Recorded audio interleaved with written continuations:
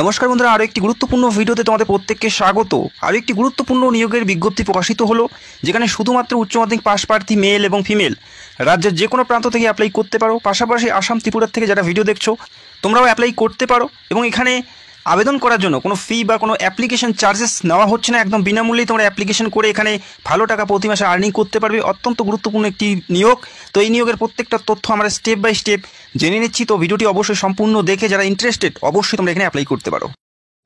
তো সম্পূর্ণ বাড়িতে বসে জেনুইন কাজ, কম্পিউটার ছাড়া এবং ইংলিশ ছাড়া। তো এখানে কাজটা কি, মানে সফটওয়্যার কোড প্রমোশনের দ্বারা কাজ আমরা শুনেছি, বাট কাজটা কি?